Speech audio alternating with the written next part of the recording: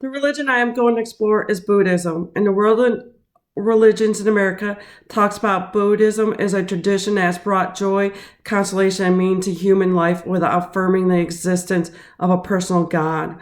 Also, since it is said that Buddhism somehow in all of our daily lives, I want to learn and explore more about it. And I wanted to see firsthand how it helps ease the mind and to live more simply.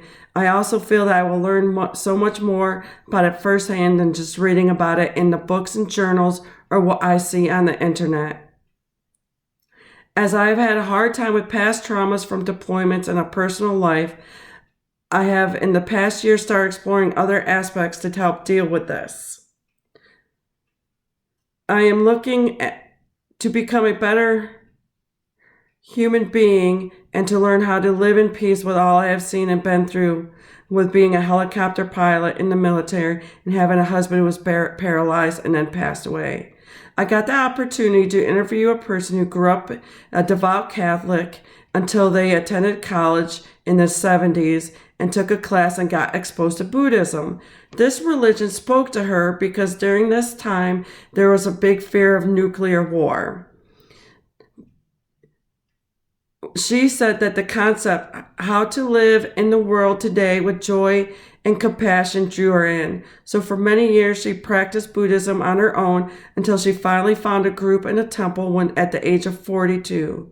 She also said it was helped her some in the trauma that she had experienced in her life.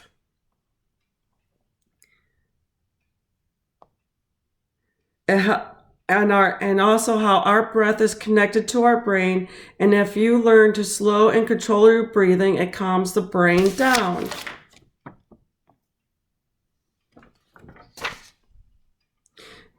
This, she said, she learned from meditation that she does. Also, the author Houston Smith, he stood up top of the past, and its peaks extended his vision enormously, meaning that you cannot live in the past. You need to stand on top of it and look forward. Another article I had read found that Buddhism has become a growing area of interest and revelation in the psychological studies of resiliency. Health practitioners, policymakers, and other implemented interventions to promote resiliency and Buddhism as a powerful modality for cultivating human resiliency and the capacity to recover from loss and trauma. In the second journal article I read,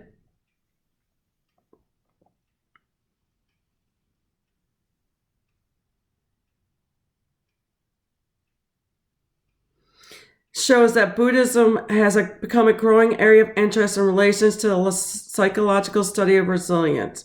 Health practitioners, policymakers, and other implemented interventions to promote resiliency and Buddhism as a powerful modality for cultivating human resiliency.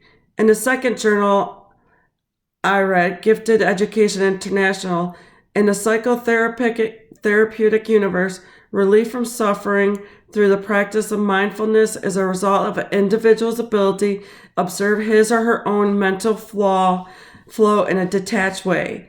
The ability to relativize one's excessive clinging to specific thoughts can change the disturbing feelings that accompany them, thus alleviating suffering and enabling the attainment of therapeutic aims. This is definitely just one of the reasons I had picked Buddhism, and will definitely learn more about this and make a trip to the Zen temple in Syracuse, New York.